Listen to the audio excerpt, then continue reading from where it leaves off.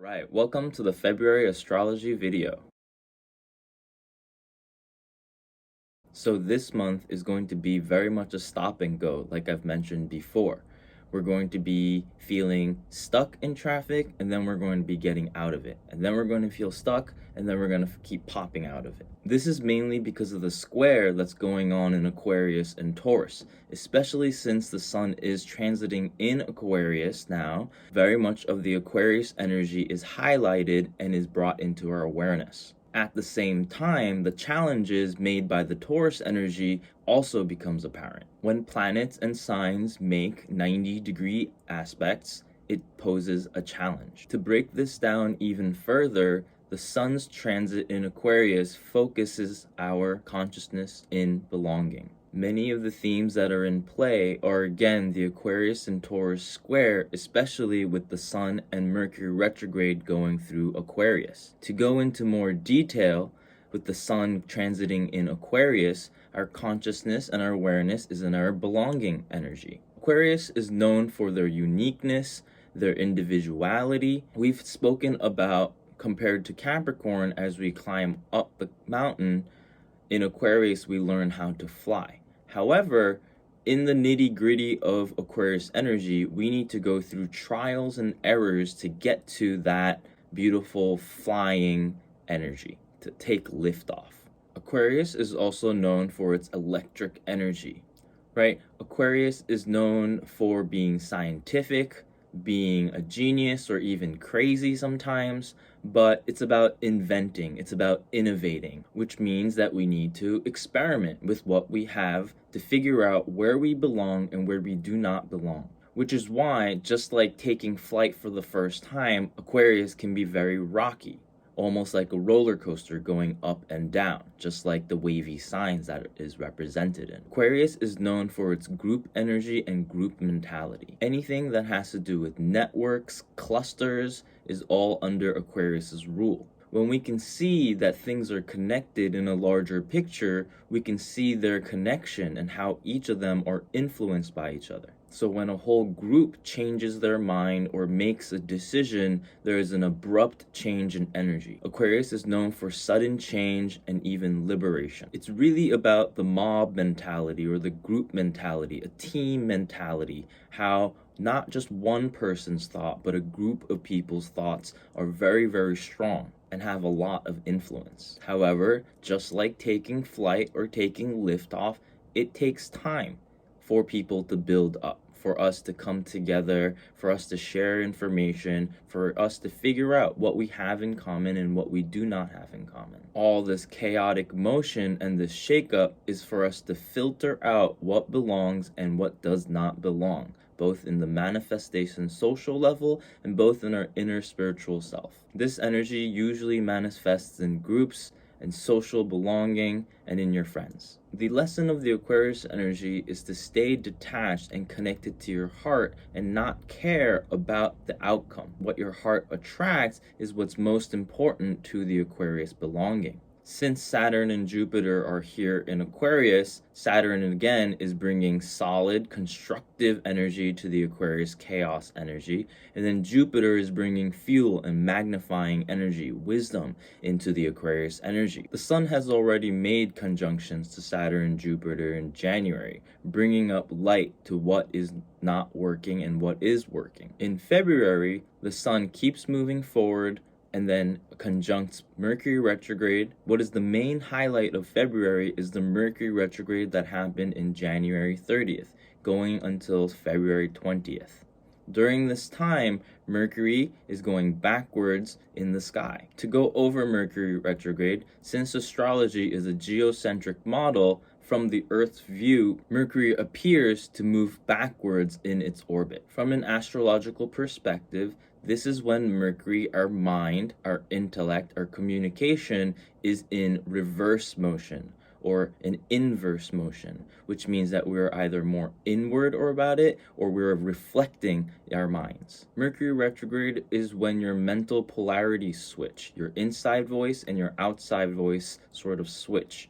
Your inner personality and your outer personality switch. People tend to think that Mercury retrograde is when you can't do anything and everything is supposed to go wrong. I'm going to tell you that that's not the case. People who have Mercury retrograde are going to benefit most during Mercury retrograde. However, that doesn't mean that people cannot benefit from Mercury retrogrades. A good example is that people should be maybe rereading books, rereading articles, re-listening podcasts, relearning certain things, rehashing conversations during these times, rather than trying to move forward with a new book, a new article, or writing new material, or starting a new conversation. During Mercury retrograde, it's best to reflect and go back and have an inner conversation with yourself and others. Many of the words that have re as their prefixes fit into this category, like rereading or reviewing something. Since Mercury is going retrograde in Aquarius, we're going to again review what we have found out in the Aquarius energy when it comes to belonging and not belonging, how we can innovate into the future, how things are not working anymore. Just like I've said in the January video, Mercury was way ahead of the Sun. Now it is moving backwards, tracking back what it has thought through and what the Sun has experienced. While Mercury goes retrograde in Aquarius, it is going to conjunct all the other planets that we discussed that are in Aquarius, as well as making squares to the Taurus energy, Mars and Uranus. This planetary movement really shows me how we are going to figure things out, and then we're going to look back and not figure it out, and then we're going to figure it out, and then just come back and in and out, and it's just going to be rocky. It's going to take some time for us to really get comfortable with what's working and what's not working. I'm going to remind you that Mercury retrograde is when information that needs to come out comes out. So whatever happens, it is something that you needed to hear for you to realize what's going on in this Aquarius energy. Ultimately, the planets in the universe has still a lot for us to learn in the Aquarius energy, since Jupiter and Saturn are going to take its time through this part of the sky. We're required to ascend, evolve, and further innovate our place in belonging, and how the bigger picture and how the network of things are working together. Since Aquarius has to do with protests and groups, I imagine different groups rising up and different groups falling down based on what's been going on in the social political environment. As Mercury retrograde conjuncts all these planets with Venus, the Sun, Jupiter, as it goes backwards, every time it conjuncts, we're going to have an aha moment when it comes to the Aquarius energy. On the other hand, Mars is still in Taurus, and Uranus is obviously still in Taurus as well. Nothing has changed here, except that Mars has finished its conjunction in Uranus and is just trekking forward. Mars is eager to make solid foundation, sound manifestations, and just money and value. However, the square from Aquarius is making it challenging and difficult. Things are confusing and things are chaotic. I say this because Uranus in Taurus, Uranus is the planet of chaos. The planet of chaos is in the sign of foundation and solidity and resourcefulness in Taurus. So the planet of chaos is coming into something stable, while for Aquarius, Saturn, which is the planet for, again, having some shape and manifestation, maturity and authority and power, something that's tangible, coming to the sign of Aquarius that is chaos. So it's confusing in the fact that there's chaos energy coming into the solid energy, and then there's solid energy coming into the unorganized energy. So we can see how things that have been maintained for a long time are starting to truly crumble in the Taurus energy, while the Saturn energy in Aquarius is trying to bring more organization, bring more power, bring more responsibility to things that have not been organized so far. And I believe this challenging energy between the Taurus and Aquarius energy is going to reach its climax, at least for this month, when Saturn squares Uranus on February 17th. This is one of 3 squares that Saturn and Uranus are making through this year. I believe this is only the first chapter out of the 3 that we will experience. Mercury retrograde also goes direct 3 days after the Saturn-Uranus square. I imagine a lot of energy to come out of the open then, especially with all this friction going on between these two energies. As the sun goes through the end of Aquarius, I believe we're going to be more aware of what's not been working and how chaotic things have been. This will affect especially people who are Tauruses, Scorpios, Aquariuses, and Leos. The signs that are fixed signs are most affected during the Saturn-Uranus square that's going on right now. Once the sun leaves Aquarius, we will pay less attention with the Aquarius-Taurus square. However, it will be in the background, and make sure that we will definitely be revisiting all this again. Once the sun moves into Pisces in the second half of the month, karma, spirit takes over. Things are going to feel subdued, suspended, and like molasses sticking onto you, making it hard to move. You can expect things to slow down. It is a time to reconnect with yourself and the universe and to recharge for the next cycle ahead. It's the best time to talk to your guides. If we consider Aquarius to be a buildup of energy, of everyone coming together and all this electric charge building up, Aquarius will be the complete release of all that, opening the floodgates, or maybe a surge of energy. This is why Pisces is the sign of the ocean, or the two fishes living in the ocean. Pisces represents an immense flow of energy, overwhelming in the amount of oceanic tides. Pisces also represents infinite space and infinite depth, just like the ocean or outer space. Pisces is nebulousness. Pisces is the accumulation of all this built up energy, which is why Pisces is the energy of everything far beyond the manifested 3D world. This is why in Pisces it's important to have faith, be connected to your spirits, and go with the flow. A lot of the lessons in Pisces is to have compassion and forgiveness for yourself and others, so you can slide through and glide through certain situations. Since Pisces is represented as the ocean, during this energy, it's very much about float or sink.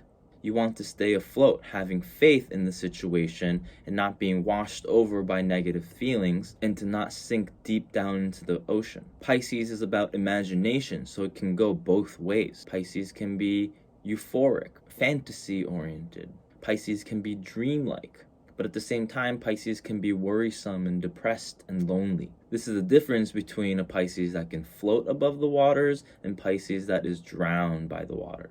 During the Pisces energy, spirit and karma takes over. This is why we want to just go with the flow. Venus enters Aquarius on the 1st of February and then moves into Pisces in the last week of this month. Venus in Aquarius is reward and aesthetics for teamwork, but it also requires detachment. Aquarius is not one to be always so cuddly and public display of affection. They like to be more your friend. They like to be more of your best friend rather than your lovey-dovey romantic partner.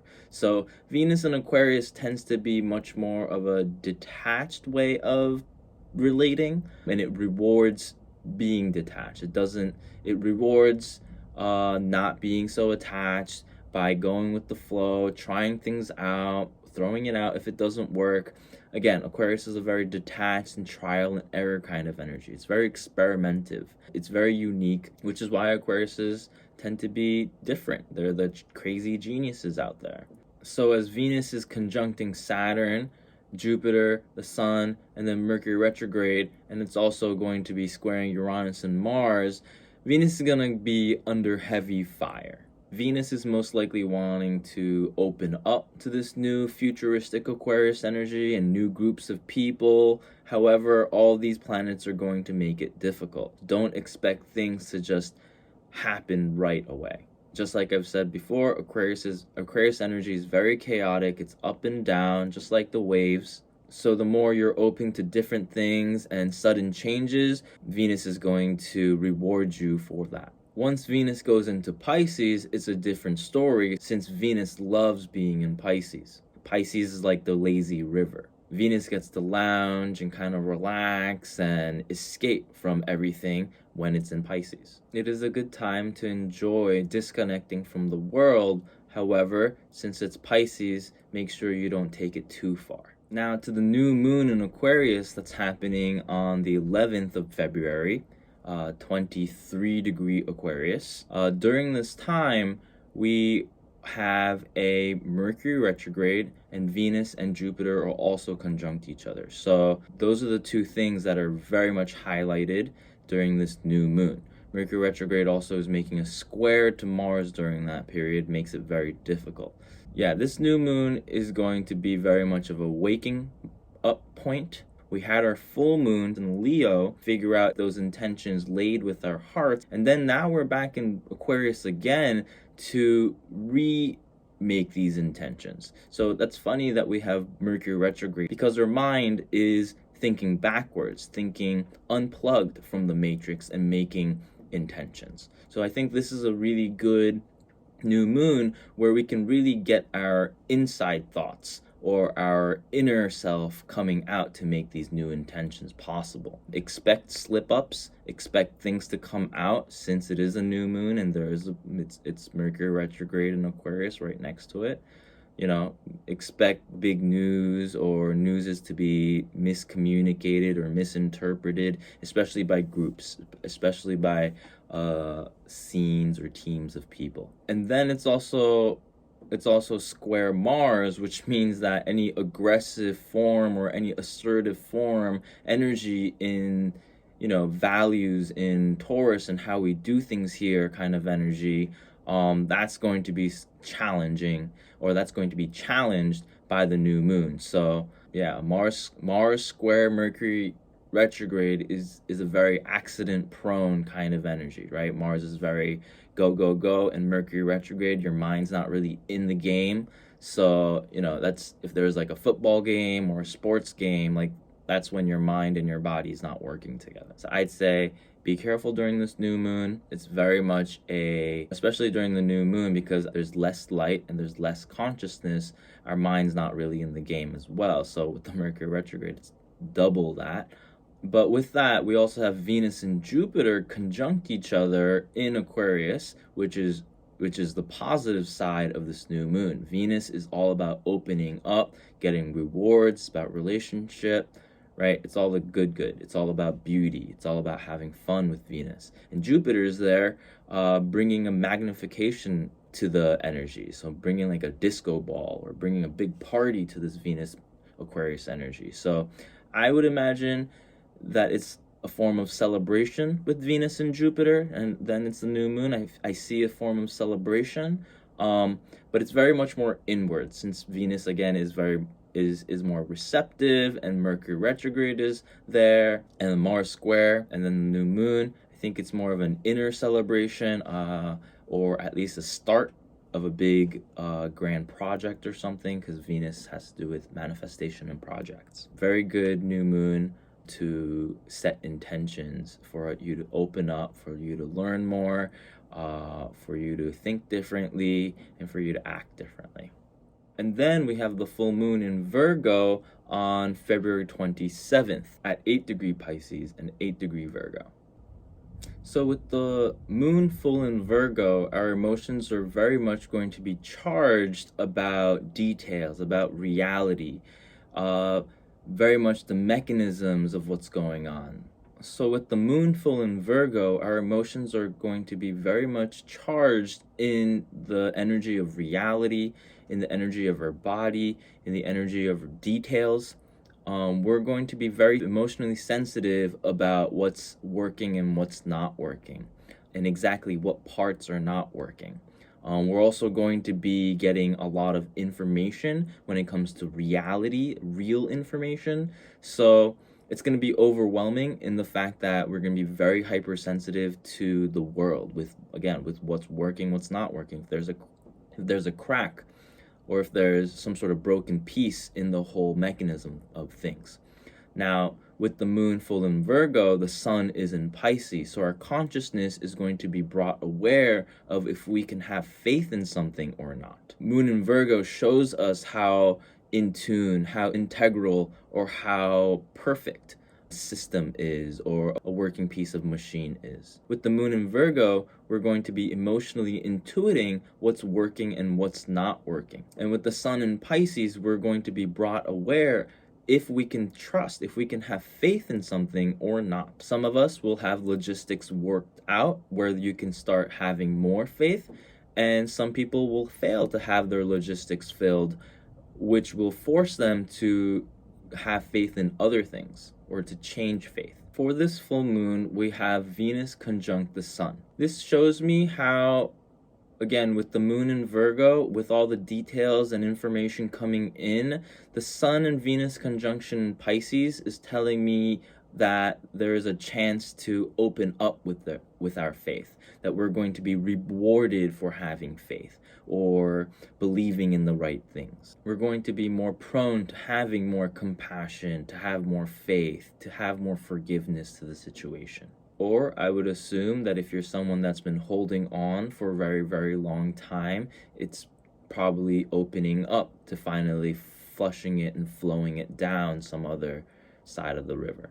During this full moon, Mars and Pluto are making trine aspects, which is a soft aspect, not a challenging one. So this really is going to give us a revved up energy, especially because it's Mars and Pluto. I would say it's somewhat destructive, but it's good destructive because it's a trine. So we're trying to get rid of something and we finally get rid of it, or we finally get the energy to move forward and to throw something away, or to have courage to face something new. So again, this full moon is also, I think, a good one where we're finally able to open up, move forward, especially because we are intuiting and emotionally realizing what's working and what's not working. So to wrap this video up, this month is going to be a roller coaster. That's what Aquariuses are known for. So the more you're detached from the outcome, the more you're experimenting, the more you're trying different things, the better the situation is going to be. Don't expect things to be the same. Expect changes and plan to change your plans. With the Mercury retrograde, I expect a lot of secrets and information coming out from organizations and groups. Mercury retrograde shows us that this month is a very inner growing period. Once the sun moves into Pisces for the second half of the month, things are going to slow down so you can catch up with the universe and spirits, and spirit and universe can catch up with you. I believe this is going to be one of the more difficult months of this year, but I hope everyone stays detached from outcome and connected to their spirit, and I hope to see you guys next month in March. Bye guys.